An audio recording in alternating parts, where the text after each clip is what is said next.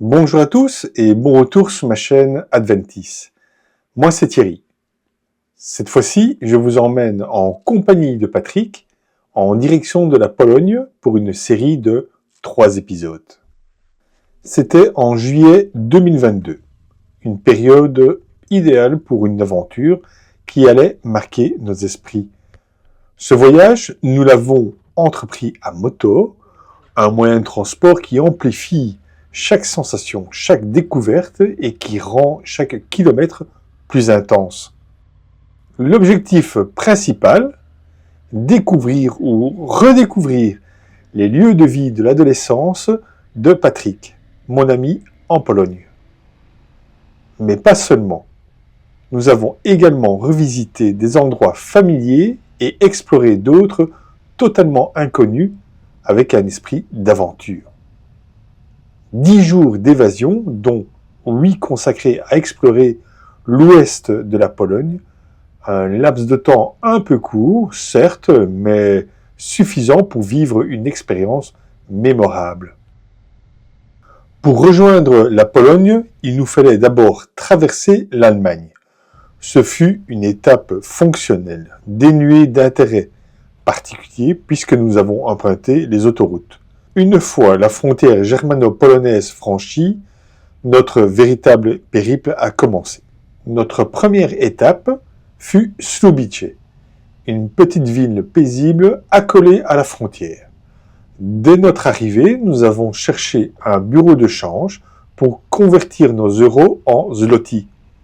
C'est un détail qui surprend toujours. Bien que la Pologne fasse partie de l'espace Schengen, elle a conservé sa monnaie nationale. Nous avons ensuite rejoint l'hôtel Horda, situé un peu à l'extérieur de la ville. Ce premier soir fut une douce réintroduction à la gastronomie polonaise, une cuisine que j'affectionne particulièrement pour sa simplicité, son caractère réconfortant. Après un bon repas et une nuit réparatrice, nous étions prêts à poursuivre notre aventure. Au petit matin, nous avons pris la route en direction de Stargard. La journée a commencé sous la pluie, rendant impossible toute captation vidéo. Cependant, cela ne nous a pas empêchés d'apprécier les paysages traversés. Des campagnes infinies et des villages pittoresques où les cigognes omniprésentes ajoutaient une touche poétique à l'environnement.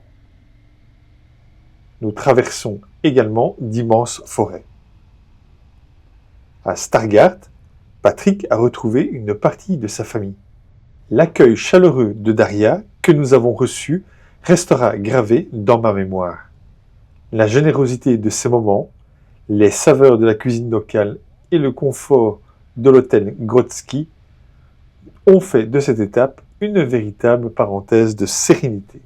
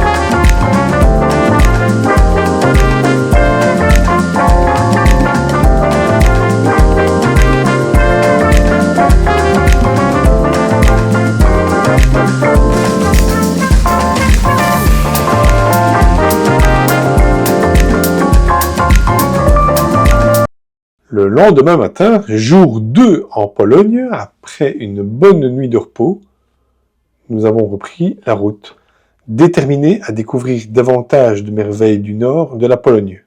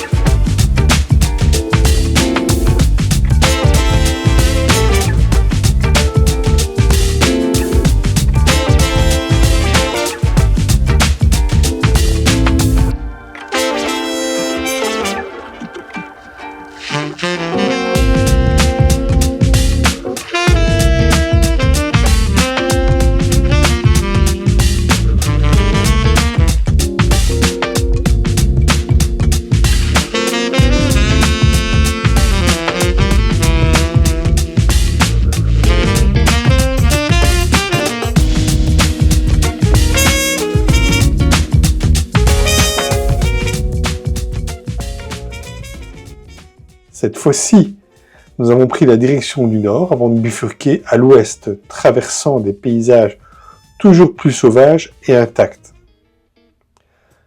La mer Baltique était à quelques kilomètres seulement, mais elle restait cachée par des forêts denses et des collines douces, comme si elle gardait secrètement ses rivages. Ces forêts qui regorgent de fruits sauvages tels que les myrtilles que nous retrouvons dans nos magasins. Le ciel d'un bleu profond et l'air frais du matin ajoutaient une dimension presque mystique à notre voyage.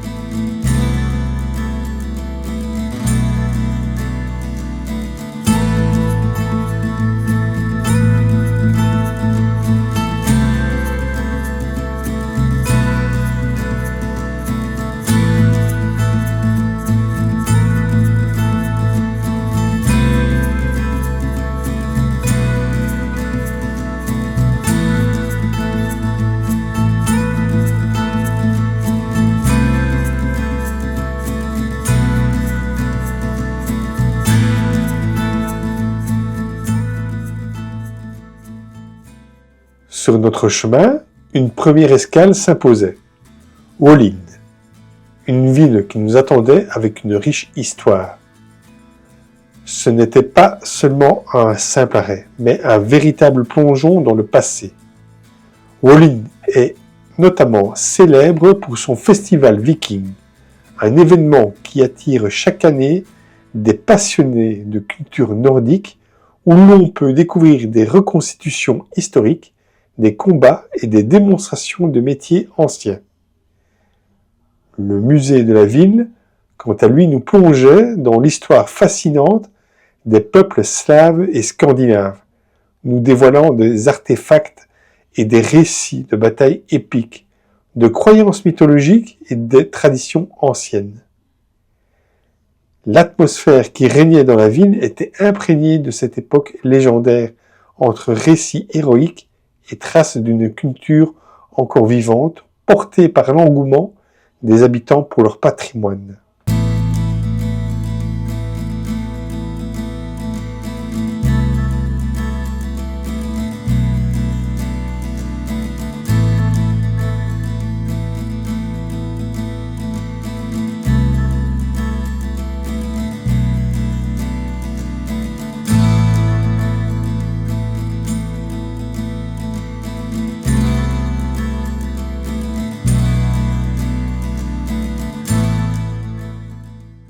Après cette parenthèse historique, nous avons repris la route, cette fois en direction de Koszalin.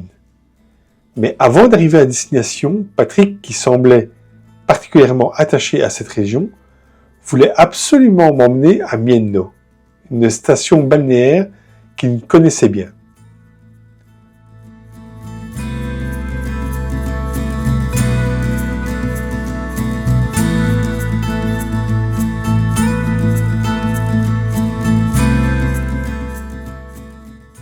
Ce lieu, marqué par ses plages dorées et ses dunes sauvages, était un endroit cher à son cœur. Patrick m'a raconté qu'adolescent, il passait ses vacances d'été ici, profitant des vastes étendues de sable et de l'air marin. Plus tard, en tant qu'adulte, il y revenait régulièrement avec sa femme et sa fille, logeant chez un membre de sa famille qui habitait non loin de la mer. Nous nous sommes promenés le long de la plage, entre les cabanes de pêcheurs et les petites échoppes de souvenirs.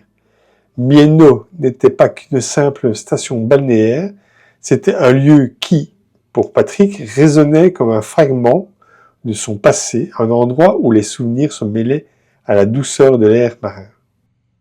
Nous avons aussi découvert un aspect important de la culture locale, la cuisine. Mienno, en raison sa proximité avec la mer, est un véritable haut lieu de la gastronomie marine. Les restaurants locaux proposent une variété de plats à base de poissons fraîchement pêchés, harengs, maquereaux, dorades et autres trésors de la mer. C'est un délice de goûter à ces spécialités et l'occasion pour moi de découvrir l'importance que la mer occupe dans cette région, à la fois pour ses habitants et pour leur mode de vie.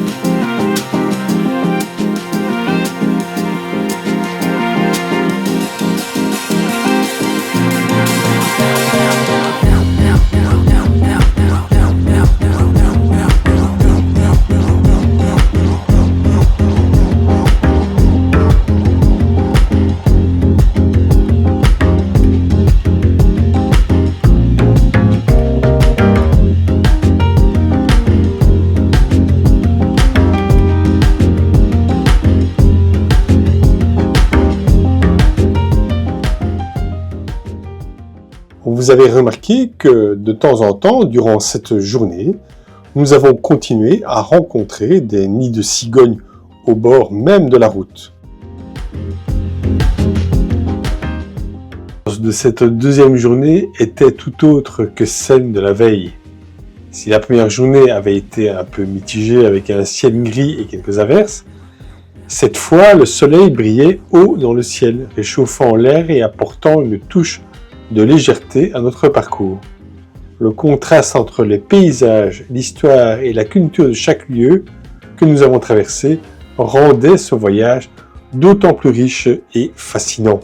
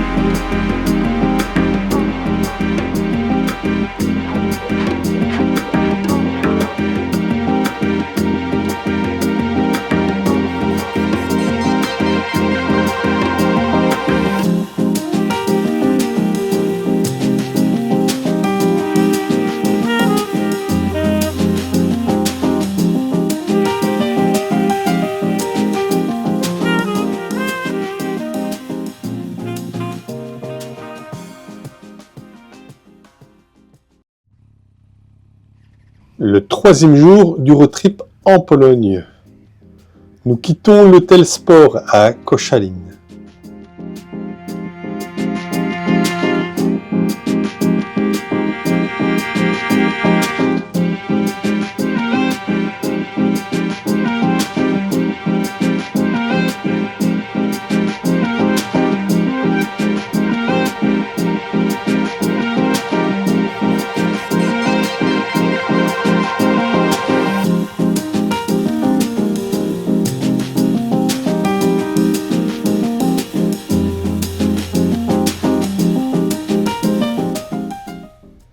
Cette étape marque le début de notre trajet vers le centre de la Pologne, avec pour destination finale aujourd'hui Toruń. Ce fut l'occasion de traverser des régions encore inconnues pour moi, mais riches en découvertes et en charme.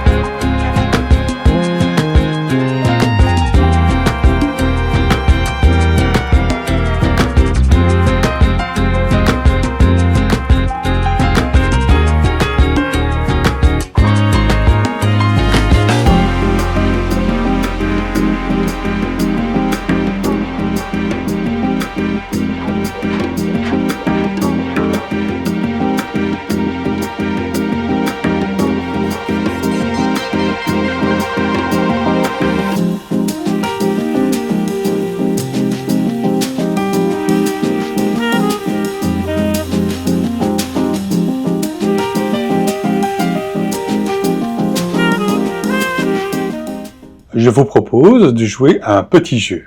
Un petit jeu qui vous rapportera rien, bien entendu. À partir de cet instant, on va compter le nombre de cigognes et de nids que nous allons apercevoir tout au long de cette journée. Et ce, toujours au bord d'une route très fréquentée.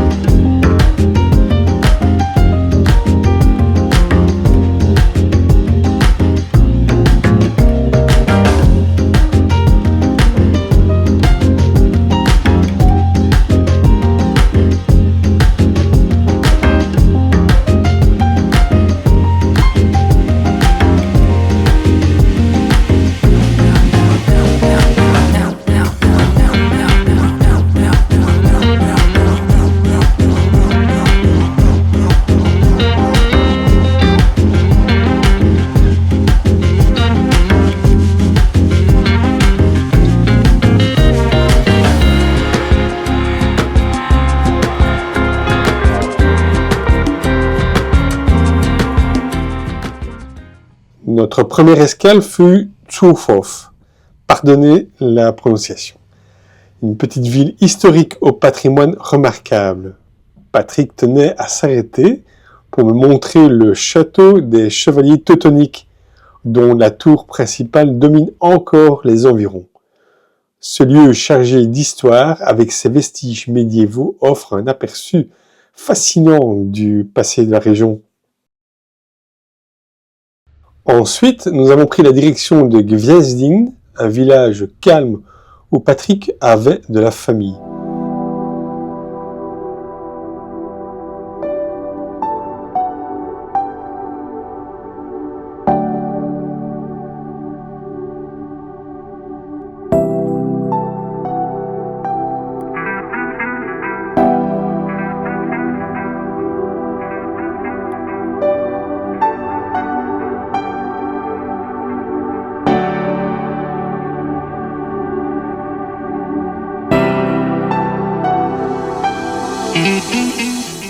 Nous voici au village.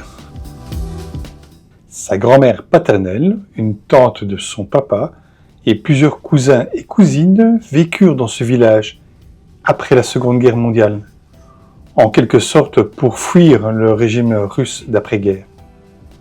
Malgré les années, on retrouve aisément les lieux de souvenirs.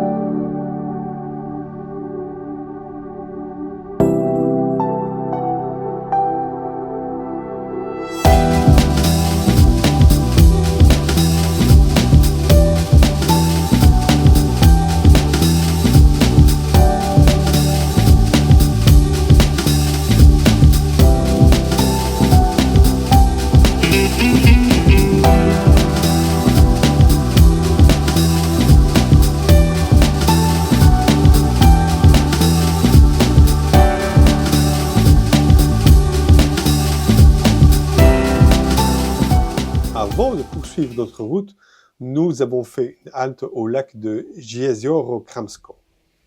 Patrick m'a confié que c'était ici qu'il venait se baigner lorsqu'il était jeune. Ce lieu paisible entouré de nature était parfait pour une pause frugale. Nous avons pris le temps de savourer l'instant entre le calme des eaux et la fraîcheur de l'air. Cette étape était bien plus qu'un simple trajet. Elle mêlait souvenirs, histoire et communion avec la nature, renforçant encore davantage la richesse de ce voyage.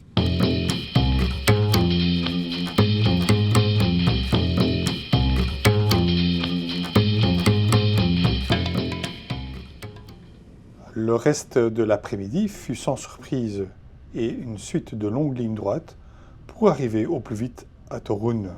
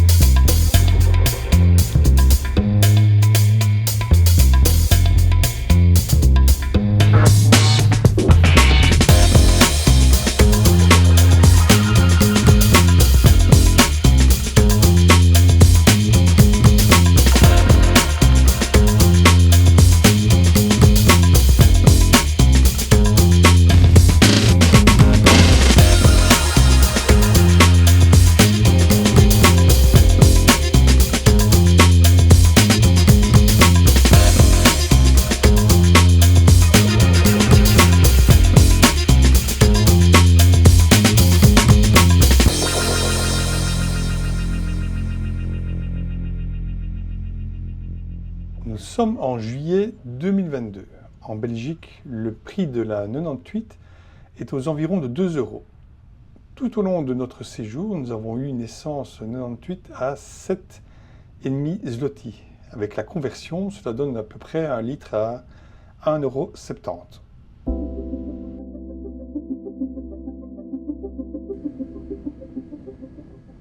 Nous voici à enjamber la Vistule, ce qui augure l'arrivée prochaine à la destination finale du jour.